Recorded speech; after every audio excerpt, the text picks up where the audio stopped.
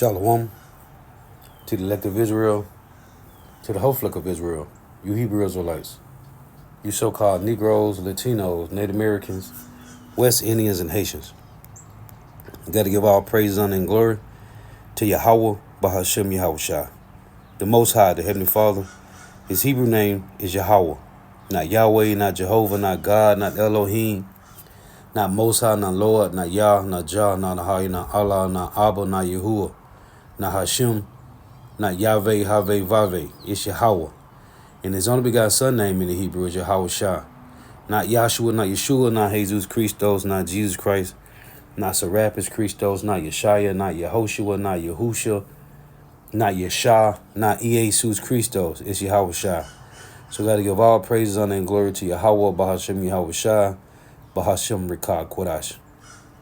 Double honors to the apostles, elder, bishop, and elders of great millstone who rule well, who teach well, who are the apostles and elders of all of Israel, whether accepted or not.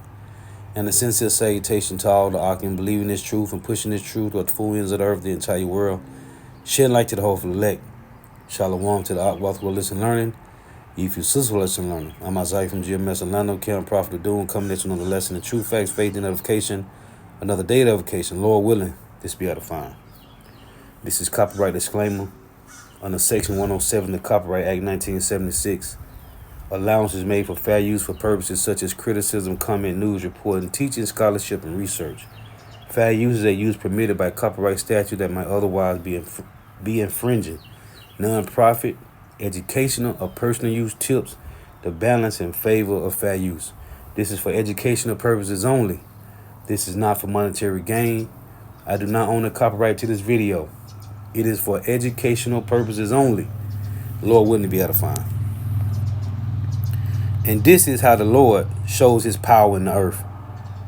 And it is heavy how the Lord had the so-called white man to create the World Wide Web, which is called a unicorn in Job 39, to bring out all this information.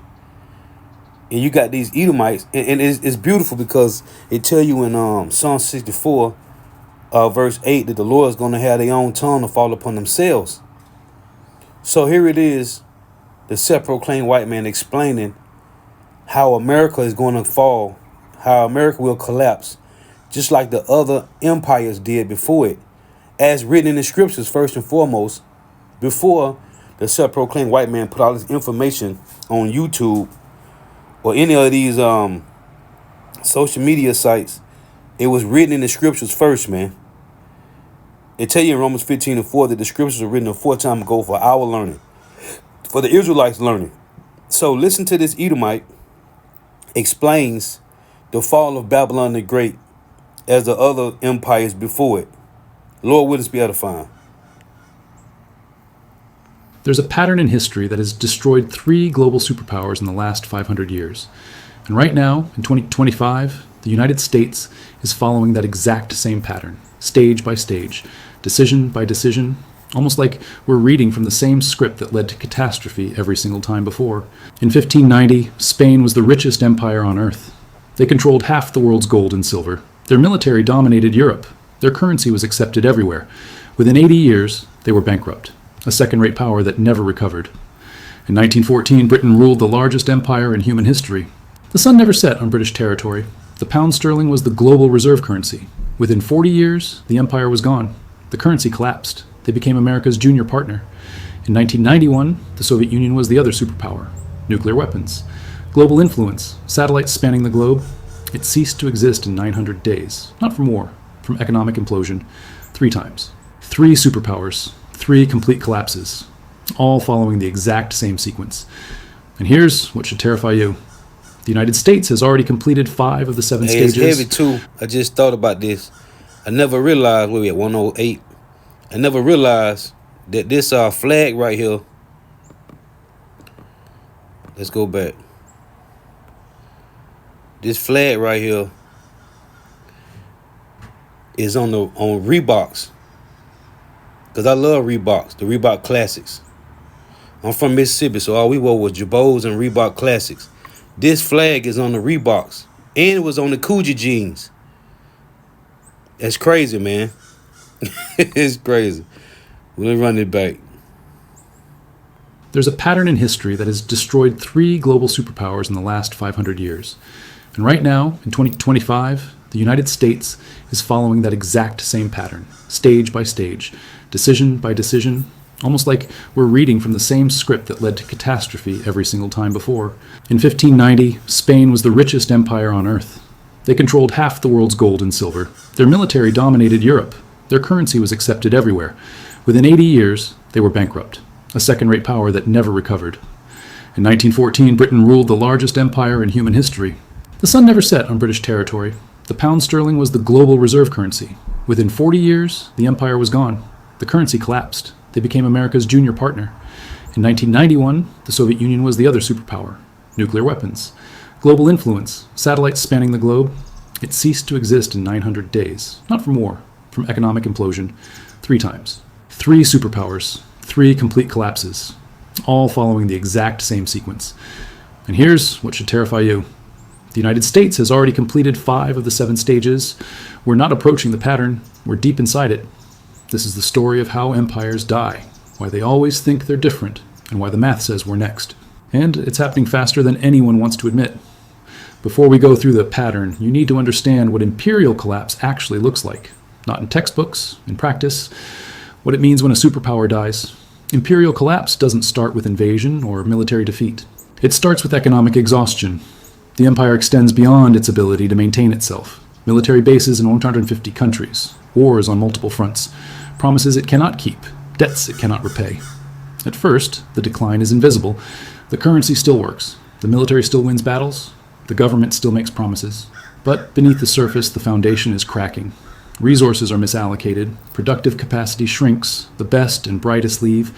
Then comes the acceleration. Allies start hedging. Enemies test boundaries. Trade partners seek alternatives. The reserve currency status erodes, and suddenly, the advantages that made you powerful become vulnerabilities. Your currency, once demanded by everyone, comes flooding back home. Your military, spread across the world, becomes unsustainable. Your promises, once guaranteed by strength, become empty words. That's not theoretical. That's what happened to Spain, Britain, and the Soviet Union. And it happened because they made exactly the same decisions we're making now. They believed their power was permanent. They overextended militarily. They debased their currency. And they refused to accept reality until collapse was already underway. Let's look at how it actually happened 3 times, the exact same way. Let's start with the first global empire, Spain. 1500s to 1600s, this is the original blueprint. After Columbus discovered the Americas in 1492, Spain became the first true world power. They conquered the Aztec and Inca empires, seized control of the richest gold and silver mines ever discovered. By 1550, Spanish galleons were bringing home 200 tons of silver per year. By 1600, over 400 tons annually. Spain controlled the money supply of Europe. The Spanish real was the global reserve currency. Everyone wanted Spanish silver. And this is where the pattern begins, with a country that controls the money of the world and believes that makes them invincible. King Philip II, ruling from 1556 to 1598, had more money than any monarch in history, and he spent it on empire. Stage 1. Military overextension. Spain fought wars everywhere simultaneously. Against the Ottoman Empire in the Mediterranean, against France and Italy, against Protestant rebels in the Netherlands, against England's navy, wars in the Philippines, wars in the Americas. By 1580, Spain had military commitments on 4 continents. The cost was staggering. Half of Spain's revenue went to the military. And still, it wasn't enough. Stage 2, currency debasement. The Spanish crown couldn't pay its bills with taxes alone, so they did what every failing empire does. They debased the currency. They started mixing copper into silver coins. A coin that was supposed to be pure silver became 50% copper, then 75% copper. The face value stayed the same, but the real value plummeted. By 1600, Spanish silver coins contained barely any silver. See this right here? That right there, with that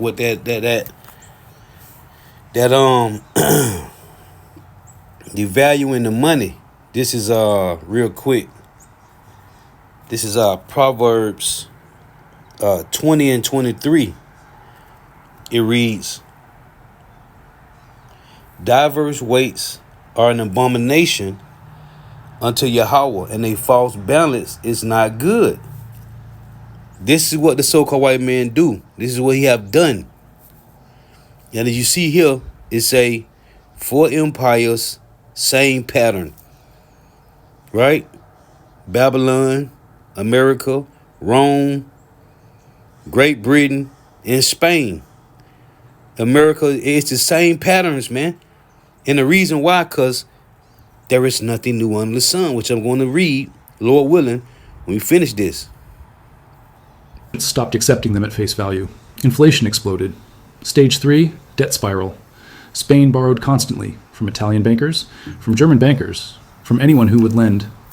By 1557, less than 20 years into Philip's reign, Spain declared bankruptcy. They defaulted on their debts, restructured, and kept borrowing.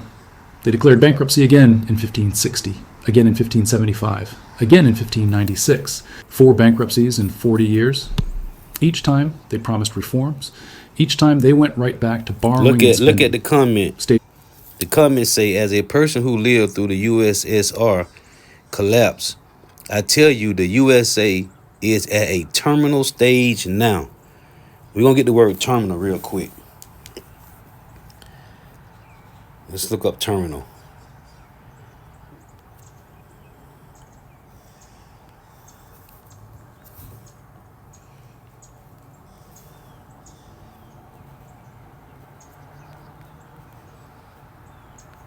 Terminal definition. So this is the word terminal. Let's play it here.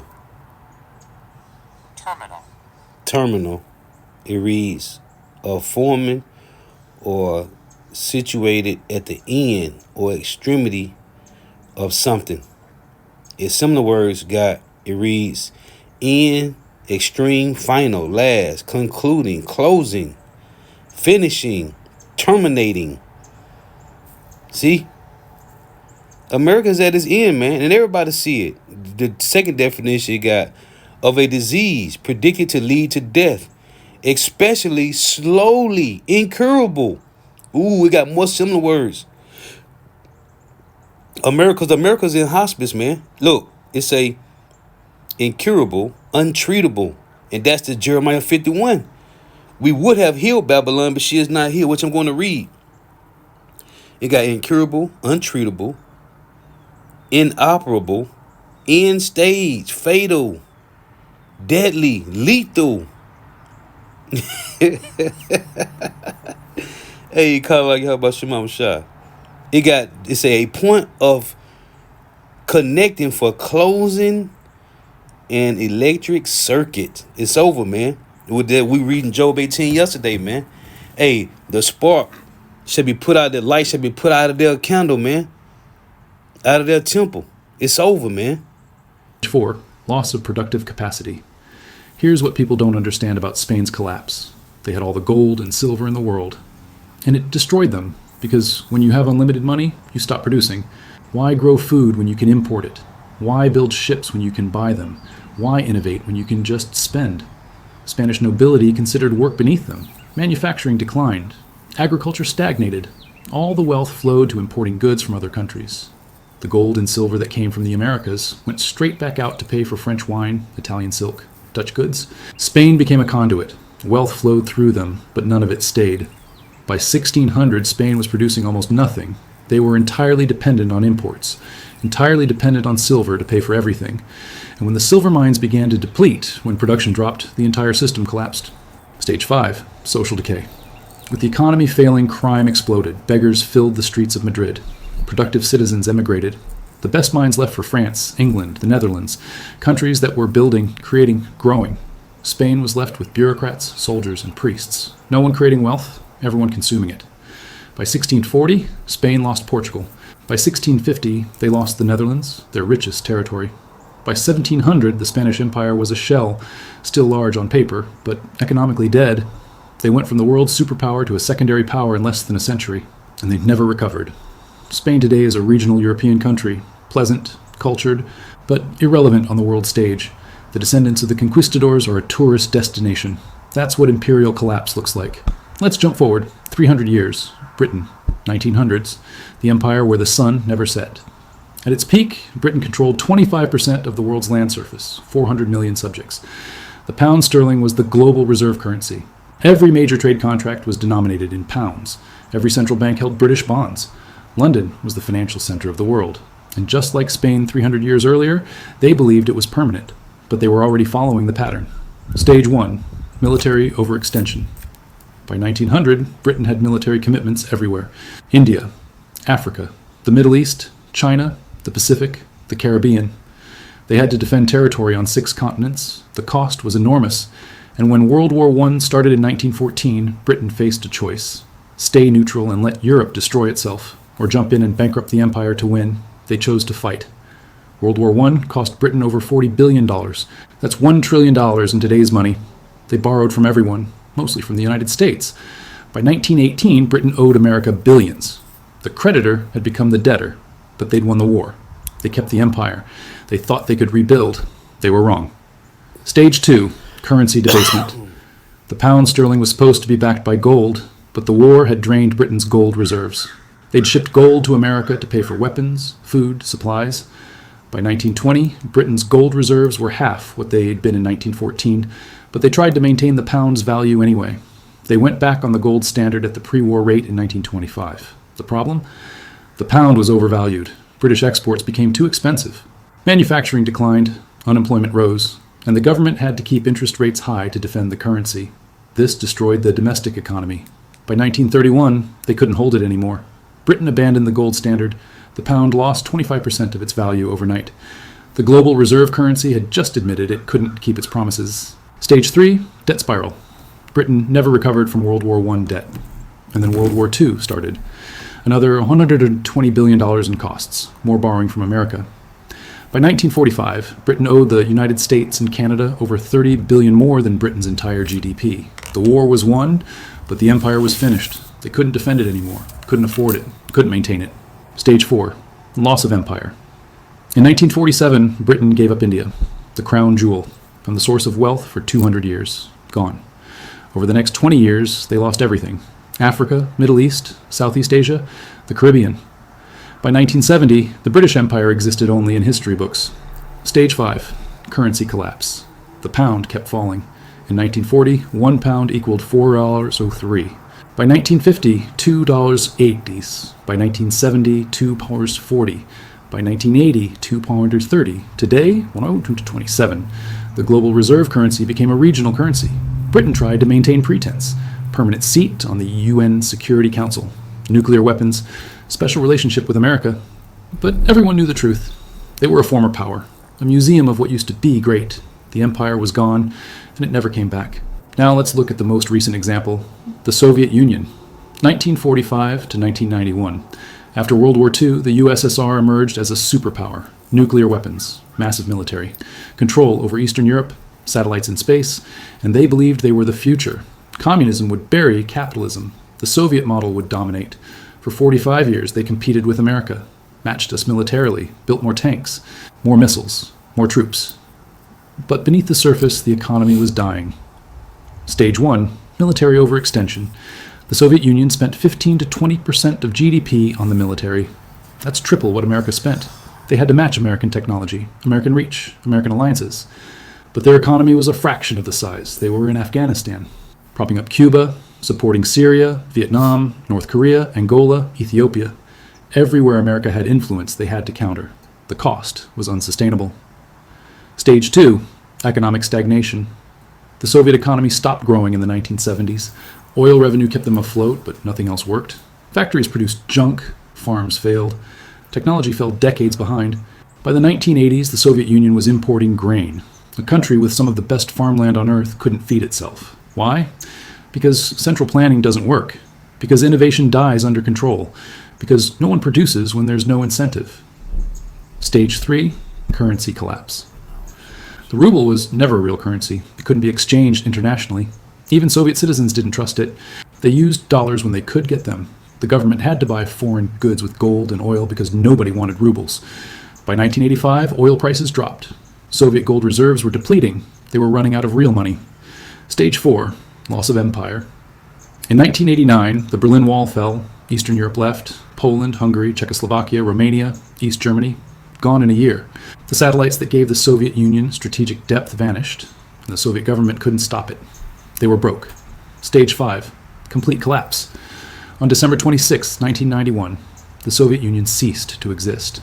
900 days from Berlin Wall to complete dissolution. No war, no invasion, just economic implosion. The military couldn't be paid. The government couldn't function. The ruble became worthless. A superpower with 30,000 nuclear weapons collapsed from internal economic failure. The pattern played out again. Overextension, currency failure, debt, loss of empire, collapse. And here's what should keep you awake at night. The United States is following the exact same pattern. Stage by stage, let me show you. Stage 1, military overextension. The United States has over 750 military bases in 80 countries. We have troops in 150 countries. We're committed to defending Europe through NATO, defending Japan, South Korea, the Philippines, fighting in the Middle East, countering China, countering Russia. Our military budget is $850 billion annually, more than the next 10 countries combined. And it's not enough. We're stretched thin, equipment is aging, recruitment is down, and we have commitments we can't fulfill. If China invades Taiwan, if Russia pushes into NATO territory, if Iran closes the Persian Gulf, we can't respond to all of it simultaneously. We're overextended. Just like Spain, just like Britain, just like the USSR. Check. Stage 2, currency debasement. In 1971, Nixon closed the gold window. The dollar became pure fiat currency.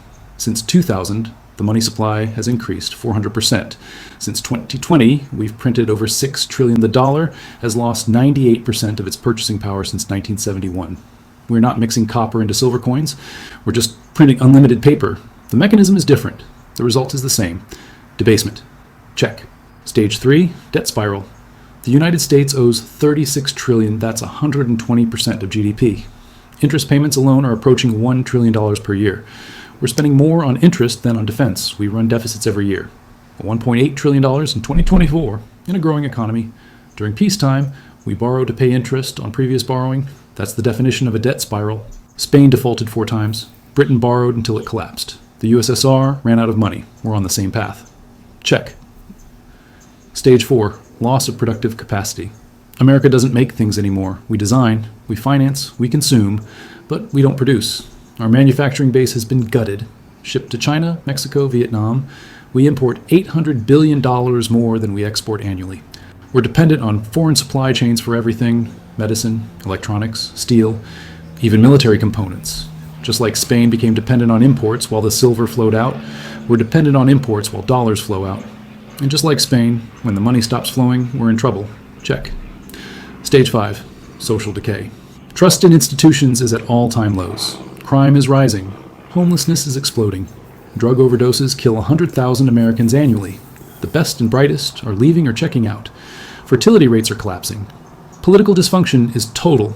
We can't agree on anything, can't fix anything, can't build anything. The signs of decay are everywhere, but everyone pretends it's fine. It's not fine.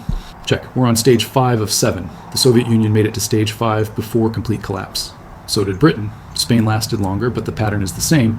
We're not at the end yet, but we're deep into the sequence. Stage 6 is loss of reserve currency status. That's when allies start diversifying, when trade moves to other currencies, when the dollar comes flooding back home because no one needs to hold it anymore. We're seeing early signs. BRICS nations developing alternatives, central banks buying gold, China and Russia trading in yuan and rubles, Saudi Arabia accepting yuan for oil. The cracks are forming. Stage 7 is collapse, not gradual decline, sudden implosion. The Soviet Union went from superpower to non-existent in 900 days. Britain lost the empire in 20 years. Spain took longer, but the result was the same. When the reserve currency fails, when the debt becomes impossible, when the military can't be funded, it doesn't decline gracefully. It collapses, quickly, brutally. And everyone who thought it couldn't happen here learns the same lesson every empire learns. It can, and it does. 3 empires followed this pattern: Spain, Britain, the USSR. Each believed they were exceptional. Each believed they were different. Each believed the rules didn't apply to them. Well, they were wrong, every single time. We're telling ourselves the same lies right now. We're different. We have technology. We have the dollar. We're America. But the pattern doesn't care about exceptionalism. The pattern is... Hey, and this is how the Lord is magnifying his power through Yahweh Shai and the angels that worketh in men. This is how the Lord magnify his power. But the only one that can tell you of this is the prophets. Because he mentioned how USSR went down. But what the Lord is doing to the old USSR, as it tells in Ezekiel 38, is building them back up. But the Lord is building them back better. The Lord is using the old Soviet Union mind state, mentality, to be the guard to the other nations. This article just popped up. This is beautiful, man. This article just popped up. It reads, this is from Watcher's Guru, right? It's a BRICS payment system supports transactions across 185 countries. Now, you have 193 countries that's joined to America through the UN. So you telling me 185, which this is all the plans anyway, because every country will have to convert to the mark of the beast system. We know this. But they show you it's a BRICS payment system supports transactions across 185 countries. Because everywhere is going to have the RFID micro chip mandated, implemented. This is the infrastructure for the mark of the beast system being set up. And it's already happening in China and Sweden. And it's going to be worldwide. As the scripture tells us, it's going to be worldwide. Because he calls all, both small and great, rich and poor, free and bond to receive a mark. In their right hand or in their forehead. In their right hand or in their forehead, they may not be able to buy sell. So this is happening. But for him to say that the USSR went down and not acknowledging that USSR is back and better than ever, show you they have no understanding, man. These are economists. They have no understanding. Economy rewind, which is, hey, it's all facts. And I done watched a couple other ones. He got the other ones right here. The sixth stage revolution circle, and it is a circle. France, Russia, Cuba, USA is at its end. The global collapse of 2026. See, hey man, this is beautiful, man. It's over. See, is this the fall of the American empire? Yes, it is, man. It is. So let me get these precepts. BRICS. It's a BRICS payment system supports transactions across 185 countries, man. This is beautiful. This is beautiful. Matter of fact, let me go to Google and pull it up. Let's pull it up so I can show you. The Lord has built back the old Soviet Union better than ever, as it tell you in Ezekiel 38. BRICS payment system supports transactions. Slow down.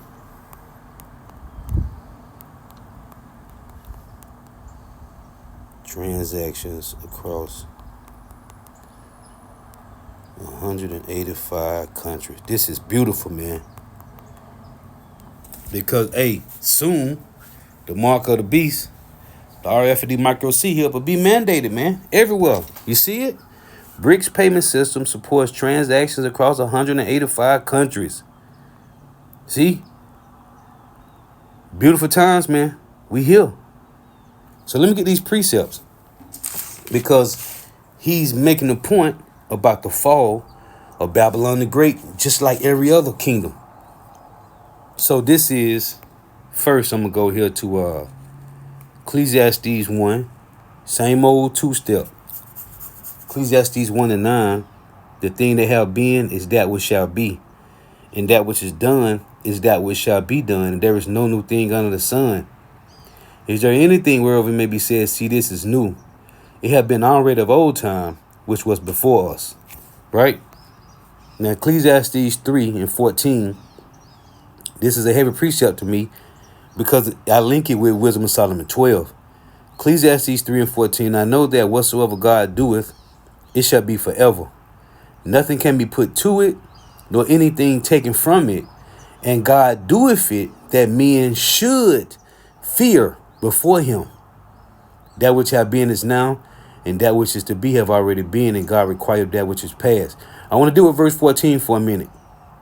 Again, Ecclesiastes 3 and 14, it reads, I know that whatsoever God doeth, it shall be forever. Nothing can be put to it, nor anything taken from it, and God doeth it, that men should fear before him. When you go to Ecclesiastes, Wisdom of Solomon 12, because the world's seeing these collapses over and over, but they don't fear the Lord. When you read this, Wisdom of Solomon is dealing with the Israelites and how they was wicked, right? But I want to start here at verse 12, because this applies to those that's in rulership now. Listen to this. For who shall say, what hast thou done? Or who shall withstand thy judgment? Or who shall accuse thee for the nations that perish? Whom thou made, or who shall come to stand against thee to be revenged for the unrighteous men? For neither is there any God but thou, that careth for all, to whom thou madest show that thy judgments is not unright.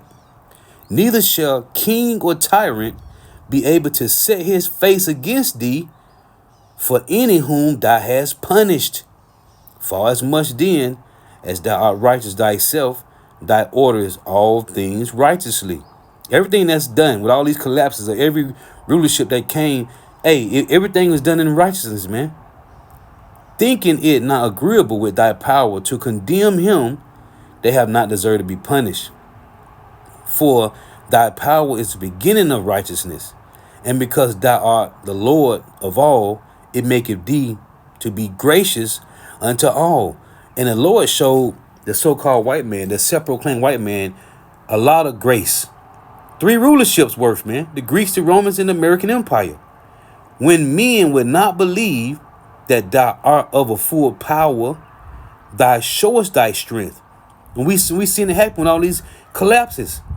And among them that know it, thou makest their boldness manifest. And this is why the men, starting with the apostles, the elder bishops, and elders, a great millstone, the younger brothers, can stand in great boldness and tell you, man, everything that's going on is from Yahweh, Bahasham Yahweh Shai, man. Whether you believe it or not. But thou, mastering thy power, judges with equity, and orders us with great favor, for thou mayest use power when thou will. So, going back to Ecclesiastes, right? Man, Ecclesiastes 3 and 14, I know that whatsoever God doeth, it shall be forever. Nothing can be put to it, nor anything taken from it. And God doeth it, that men should fear before him. And those that don't fear the Lord, guess what? He got his men standing in great boldness to tell you it's from the Lord, right here. Back in Wisdom of Solomon 12 and 17. For when men would not believe that thou art of a full power, thou showest thy strength through these earthquakes, the floods, hurricanes, tsunamis, plane drop, everybody dead, mudslides, thousands dead. For when men would not believe that thou art of a full power, thou showest thy strength, and among them that know it, which is the remnant men of Israel, the hopeful elect men, thou makest their boldness manifest.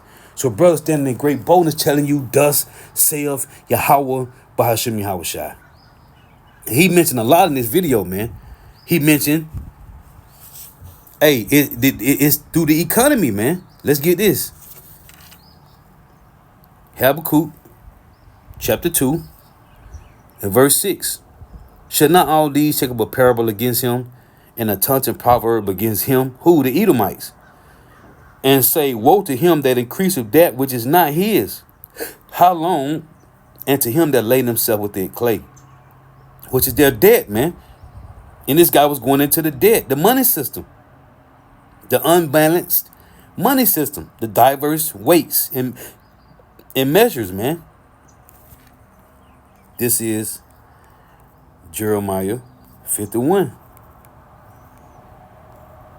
In 7, Babylon had been a golden cup in Yahweh's hand that made all the earth drunken. The nations have drunken of her wine.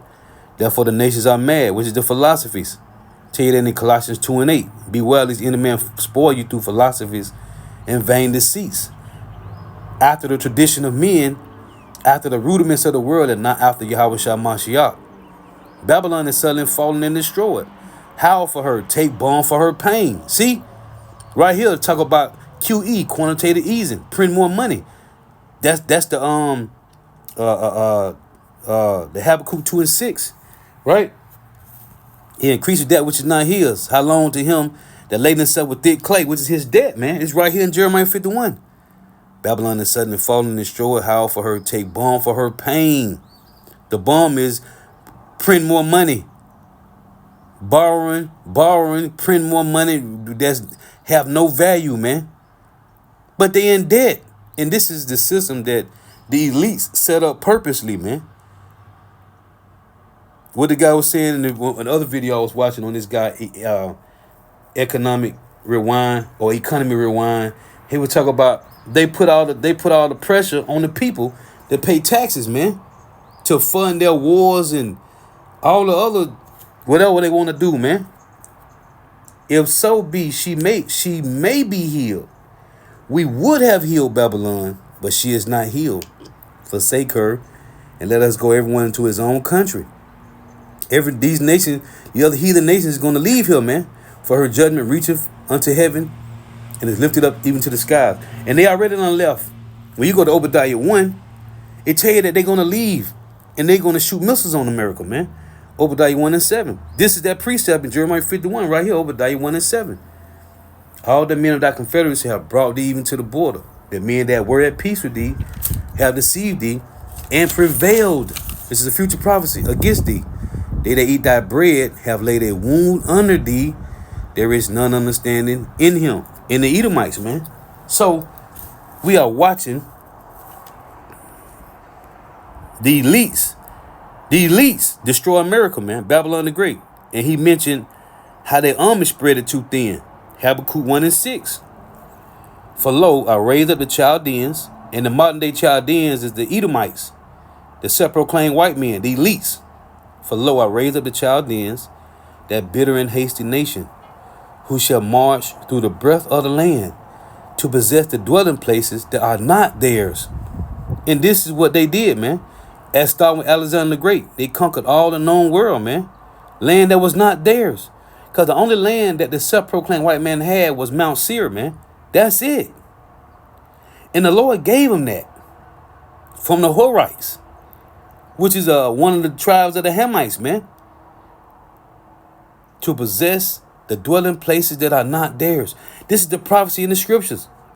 It tell you in Proverbs to not remove a man's landmark, man. It tell you in Psalms 49:11. They call their lands after their own names. The so-called white men. This applies to them.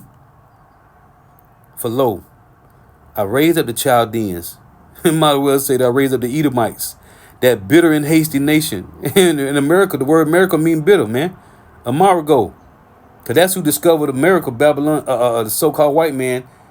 It wasn't Cristobal Colon, which the Northern Kingdom, Gad and Reuben and Issachar was already here in America, the Seminole Indians, North American Indians, and the so-called Mexicans. But it was Amerigo Vespucci that came to America, not Cristobal Colon, Christopher Columbus. For lo, I raised up the Chaldeans, that bitter and hasty nation, which shall march through the breadth of the land to possess the dwelling places that are not theirs. And it started with Alexander the Great. That's why they say civilization started with the Greeks. They are terrible and dreadful. Their judgment and their dignity shall proceed to themselves. Their horses, hey, your judgment will come. Hey, 2 Ezra 5:42, Yahweh said he likened his judgment unto a ring. Their horses also are swifter than the leopards.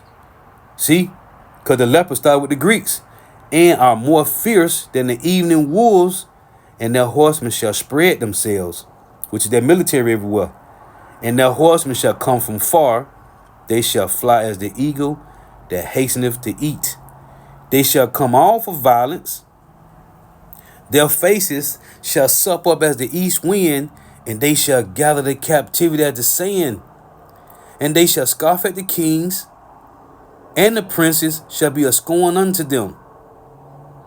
They did this to all nations, starting with the Israelites, but they did it to all the heathen nations, man. When they say they shall scoff at the kings, and the princes shall be a scorn unto them. They shall deride every stronghold for they shall heap dust and take it. And the confusion, everywhere the so-called white man go at, the self-proclaimed white man, as beloved Elder Malcolm would say, they have went everywhere with confusion. Now they have glorified confusion. They have perfected confusion. They have glorified and perfected confusion, man. For they shall heap dust and take it. But what did the Lord say about dust? Genesis 3. Dust shall they eat all the days of their life. All the so-called white man know is confusion. Confusion and the sword, man. He has perfected confusion, glorified confusion. They have perfected weaponry.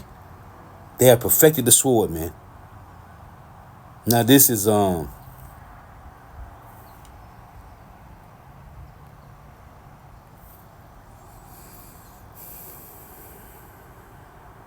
Proverbs. Oh, before I get there, let me get this. Let me show you something here. This is First Maccabees 1, right? It tell you about Alexander. First Maccabees 1:1, and it happened after that Alexander, son of Philip the Macedonian, who came out of the land of Shittim, and had smitten Darius, king of the Persians and Medes. Now you can read this in Daniel chapter 8. That he reigned in his stead, the first over Greece, and made many wars, and won many strongholds. What we just read in Habakkuk 1. Let's go back to it. Habakkuk 1. It's Habakkuk 1 in verse 10. And they shall scoff at the kings, and the princes shall be a scorn unto them. They shall deride every stronghold, for they shall heap dust and take it. Back in First Maccabees 1. Again it reads, verse 2. And made many wars and won many strongholds and slew the kings of the earth. Like it just said in Habakkuk 1. And went through to the ends of the earth and took spoils of many nations, insomuch that the earth was quiet before him, whereupon he was exalted and his heart was lifted up. See this? And he gathered a mighty strong host and ruled over countries and nations and kings who became tributaries unto him. See? This is what he did, man. But now, look at this. And when you read, it tell you that it's right here. Let's go back to it. Verse 7. So Alexander reigned 12 years and then died. And he took the known world, man, swiftly. Which lead me to this precept here, man. This precept is fire here, man. Proverbs 20 and 21. An inheritance, which is the land. Inheritance is land. An inheritance may be gotten hastily at the beginning, but the end thereof shall not be blessed. So they took the known world hastily. Alexander reigned. Hey, he conquered the known world hastily, quickly. It tell you in the book of Daniel. Proverbs 20 and 21. An inheritance may be gotten hastily at the beginning, but the end thereof shall not be blessed. This is Job 24 and 23. It reads,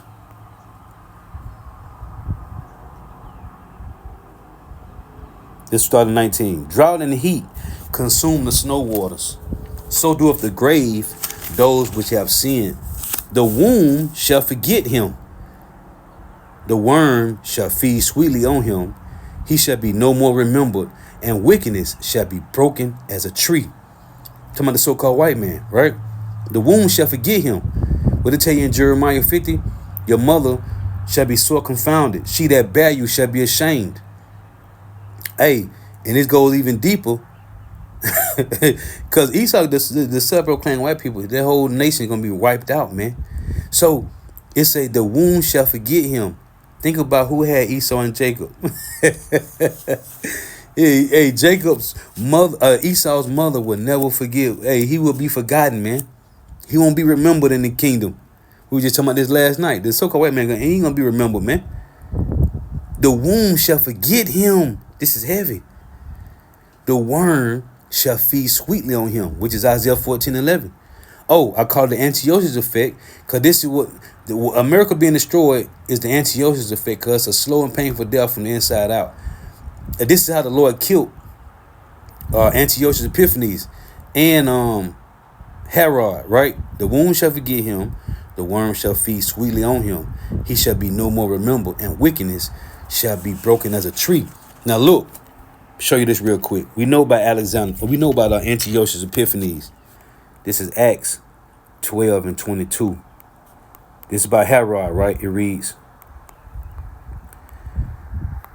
Acts 12 and 23, it reads, and immediately the angel of the Lord smote him because he gave not God the glory, just like Antiochus, and he was eaten of worms and gave up the ghost. Ooh, and what is said about the so-called white man in Job, in Job 11. Job 11 and 20, but the eyes of the wicked shall fail, and they shall not escape, and their hope shall be as the giving up of the ghost. It's back in Job 23, Job 24, Job 24 and 20. The womb shall forget him, the worm shall feed sweetly on him. He shall be no more remembered, and wickedness shall be broken as a tree. He evil entreateth the barren that beareth not, and doeth not good to the widow. This is the so-called white man doing this. He draweth also the mighty with his power. He riseth up, and no man is sure of life. Yeah. Hey, since the so-called white man raised up, there is no assurance of life because of them, man. Because all they do, because the self-proclaimed white man is anti-life and pro-death, man. See? He draweth also the mighty with his power. He riseth up, and no man is sure of life. Though it be given him to be in safety, whereon he resteth, the self-proclaimed white man. Right? It says in Psalm 73 and 5, they are not in trouble as other men, neither are they plagued like other men. Though it be given him to be in safety, whereon he resteth, yet his eyes are upon their ways. The Lord is watching, the angels is watching. Proverbs 15 and 3. They are exalted for a little while, but are gone and brought low. They are taken out of the way as all other kingdoms, rulerships, all other governments, and cut off as the tops of the ears of corn. And if it be not so, who will make me a liar, the Lord, and make my speech nothing worth? And the Lord said it in Numbers 23. This is Numbers 23 and 19. God is not a man that he should lie, neither the son of man that he should repent. Have he said, and shall he not do it? Or have he spoken, and shall he not make it good? And what did the Lord say? He gonna make it good, man. Here's the proof. Isaiah 62 and 6. I have set watchmen upon thy walls, O Jerusalem, which shall never hold their peace day nor night. Ye that make mention of the Lord Yahweh, keep not silent, and give him no rest, till he establish, and till he make Jerusalem a praise in the earth. This is what the Lord said he's going to do, man. He's going to make Jerusalem a praise in the earth, man. So we are watching the fall of the self-proclaimed white man and his kingdom. Let's go here real quick. Psalms 49 in verse 6. They that trust in their wealth and boast themselves in the multitude of their riches, none of them can by any means redeem his brother, nor give to God a ransom for him. Verse 11. Their inward thought is that their house shall continue forever, and their dwelling place to all generations. They call their lands after their own names. Nevertheless, man being in honor abideth not. He is like the beasts that perish. This their way is their folly. And they tell you that in Ecclesiastes 10, let me read it. Let me come back to this. Ecclesiastes 10 and 5, it reads, there's an error which I have seen under the sun. Salakia, there is an evil which I have seen under the sun, as an error which proceeded from the ruler. The ruler is the so-called white man. And what's the error? Folly is set in great dignity, and the rich sit in low place. See? Let's go back to Psalms. Psalms 49 and 13. This their way is their folly. This so-called white man. Yet their posterity approveth their sayings. Right? Look at this. Verse 16. Be not thou afraid when one is made rich, when the glory of his house is increased. Because what's going to happen to his house? He's consulting shame to his house right now. I'm going to read the precepts, Lord willing. Be not thou afraid when one is made rich, when the glory of his house is increased. For when he dieth, he shall carry nothing away. His glory shall not descend after him. They going to change after this. It's turning big rocks to little rocks all day, every day. You, your wife, and your daughters and sons. They're going to turn big rocks to little rocks all the day long. Though while he liveth, he blessed his soul. And men will praise thee when thou doest well to thyself. He shall go to the generations of his fathers. They shall never see light. Man that is in honor. Who's in honor right now? The self-proclaimed white man. Man that is in honor and understandeth not, because he don't got the wisdom of the Lord, is like the beasts that perish. Now I was just reading this yesterday. In Ecclesiasticus. Where was I at? Ecclesiasticus 16. Because it just said, man that is in honor and understandeth not. Look at this, man. The Lord is cold, man. I'm so excited right now. I'm so excited. Look at this. Ecclesiasticus 16. What was it? I had it highlighted on my other phone.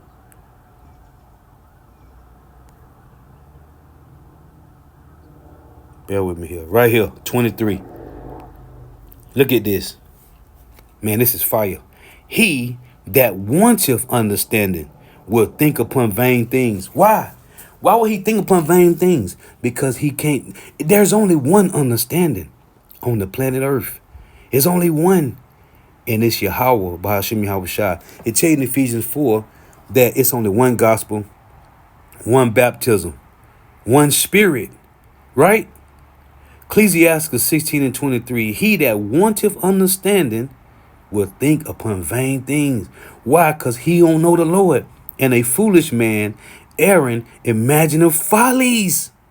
He err because all he can imagine is folly. What did it just say in Psalm 49? Let's go back to it. Hey, call like how about your mouth shot, man. Psalm 49 and 13. Look, this their way is their folly, yet their posterity approve their sayings. See? Man. Precept upon precept, man. Ecclesiastes 16, 23. He that wanteth understanding will think upon vain things, because they don't know the Lord. And they tell you in 1 Corinthians 1 and 21, you read the NLT, the Lord, it said, let me go to it. He that wanteth understanding will think upon vain things, and a foolish man, Aaron, imagining follies, because he don't know the Lord. Let's go here. Let me show it to you. Man, see, all the self-proclaimed white man can think about is folly, because he don't know the Lord, man. They don't know the Lord. And they will never know the Lord. Look at this. 1 Corinthians 1 and 21. For after that, in the wisdom of God, the world by wisdom knew not God.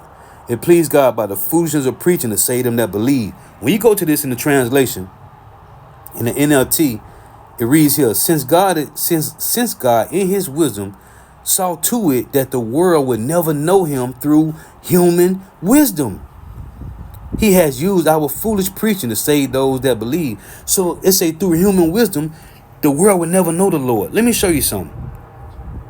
When you go to Colossians 2 and 8, this is what the world know right here. Colossians 2 and 8. Be well lest any man spoil you through philosophy and vain deceit. See? Vain deceit. Because what it said in Ecclesiastes 16 and 23, he imagined vain things. Because they don't know the Lord, man. Hey, the Lord is cold. These precepts is fire, man. Be well lest any man spoil you through philosophy and vain deceit, after the tradition of men, after the rudiments of the world. And who control this world? The so-called white man. And not after Yahweh Shah Mashiach. Look at this. Job 28 and 12. But where shall wisdom be found? And where is the place of understanding? Man knoweth not the price thereof, neither is it found in the land of the living. Wisdom is not with men, it's with the Lord. John said this.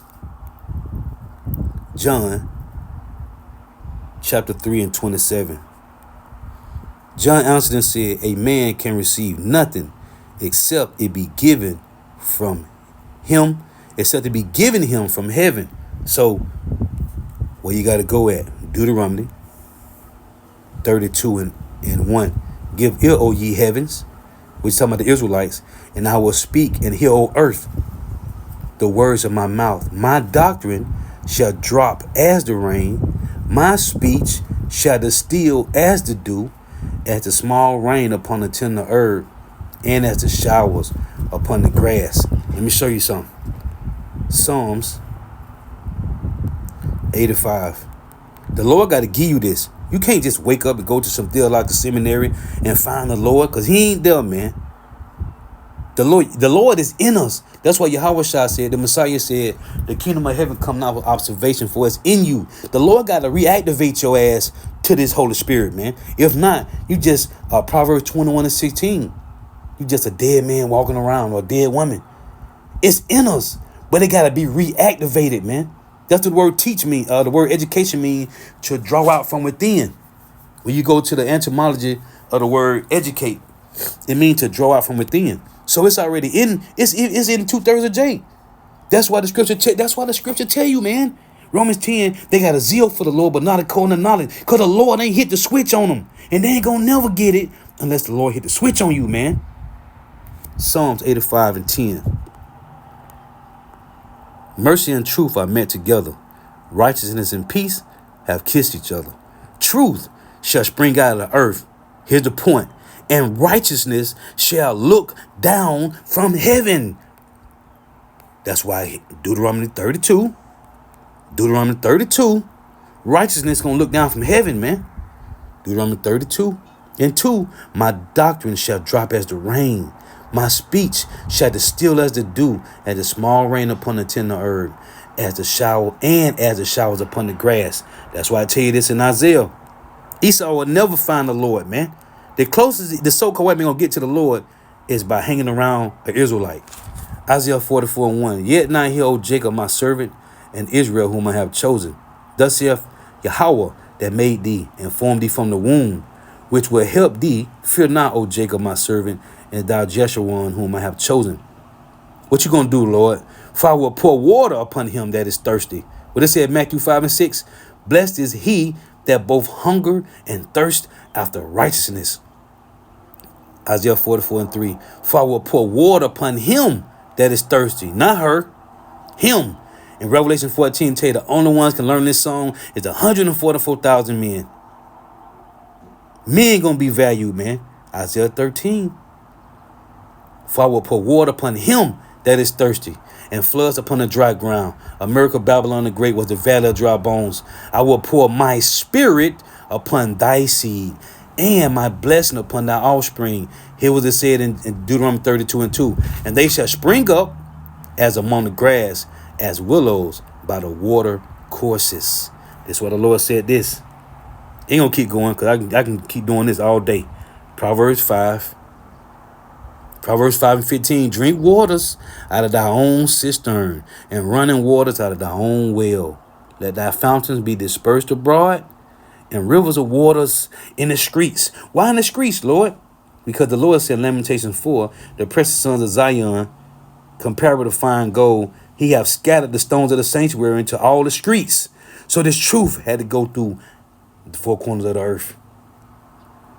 It had been dispersed abroad, and rivers of water in the streets. Let them be only thine own, and not strangers with thee. Heathens can't learn this. No stranger. Let thy fountain be blessed, and rejoice with the wife of thy youth, which is Sophia. Let her be as the loving hen and pleasant roe. Let her breasts satisfy thee at all times. And I love titties. And be thou ravished always with her love. And why wilt thou, my son, not daughter, my son, be ravished with a strange woman and embrace the bosom of a stranger. That's why I tell you, Revelation 14, these were not defiled with women. Yeah. Hey, man, I can keep going. I made the point. Let's go back to this. Mathematical. You cannot spend beyond your means forever. You cannot maintain empire without productive capacity. You cannot debase your currency without consequences. You cannot avoid stage 6 and 7 once you've completed 1 through 5. The sequence is locked in. The only question is timing. Maybe we have 10 years, maybe 5, maybe less. But the pattern says collapse is coming, and when it comes, it won't be slow. It'll be sudden. A currency crisis that triggers a debt crisis that triggers a political crisis. Overnight, the superpower becomes a cautionary tale. The reserve currency becomes a regional currency. The empire becomes a memory. 3 times it happened before. The pattern says we're next. Since 2020, we've accelerated every stage. Printed more money, increased more debt. Extended military commitments, hollowed out production, fractured society. We're not walking the path anymore. We're sprinting down it. And the end is visible if you know the pattern. Maybe we'll find a way out. Maybe America can do what Spain, Britain, and the Soviet Union couldn't. Maybe we'll reform, rebuild, restore. Maybe this time really is different. But the pattern says otherwise. The math says otherwise. See? All roads lead back to Greek and Rome, man. All roads lead back to Rome, man. Hey, let me get this last precept here. Job 21 and 22 it reads, shall any teach God knowledge, seeing he judges those that are high? One dieth in his full strength, being wholly at ease and quiet. That's talking about the elites. You had Lord Rothschild, Evelyn Rothschild died, Lord Rothschild died, David Rockefeller died, Henry Kissinger died, Stephen Hawking died. One died in full strength, his full strength being wholly at ease and quiet. His breasts are full of milk, and his bones are moistened with marrow. They had the best life. Here's another Edomite, another died from the bitterness of his soul. They ain't had the best life, but they still had generational wealth and white privilege. Another died in bitterness of his soul and never eateth with pleasure. Guess what? According to the prophecies in Genesis 3, they shall lie down alike in the dust, and the worms shall cover them. This talking about the self-proclaimed white man and his whole family. Because the so-called white man despised his birthright. He didn't care about it. Oh, I was going to get these precepts here too. Proverbs 11 and 29. He that troubleth his own house shall inherit the wind, and the fool shall be servant to the wise of heart. And the wise is the 12 tribes of Israel. The men and the women, but starting with the men. Here is Proverbs 15. Man, I can do this all day, man. I'm talking about all day and never hit the same precept over. And it's all about the so-called white man and him being destroyed, man. Look at this. Proverbs 15 and 27. He that is greedy of gain troubleth his own house, but he that hateth gifts shall live. The remnant men of Israel, fuck a gift. We want that Holy Spirit to increase, so we will continually defeat the sheep with sound doctrine, man. As Proverbs 27:23 reads, he that is greedy of gain troubleth his own house. And this is why the self-proclaimed white man kingdom is falling. But he that hateth gifts shall live. And then it's this one. Habakkuk chapter 2 and 9. Woe to him that coveteth an evil covetousness to his house, his family line. The elites don't care about the people. They don't care. That he may set his nest on high. See, that's what the Lord said. He's going to destroy those that's on high. That he may be delivered from the power of evil. You ain't going to be delivered from the power of evil. You're going to be delivered to the evil. Proverbs 16 tells the Lord have reserved the wicked for the day of evil. Thou hast consulted shame to thy house by cutting out many people, and have sinned against thy soul, which is his family line. So therefore, because of that, Job 15 and 5, for thy mouth uttered thine iniquity, and thou choosest the tongue of the crafty. They don't have no choice. The Lord made them to be crafty. Thy own mouth condemneth thee, and not I. Yeah, thy own lips testify against thee. Closing precept, Psalms 64:7. But God shall shoot at them with an arrow. Suddenly shall they be wounded, so they shall make their own tongue to fall upon themselves. All that see them shall flee away. Why? Because they never was made in the end to stay mingled with the heathen nations. This is Daniel chapter 2:43.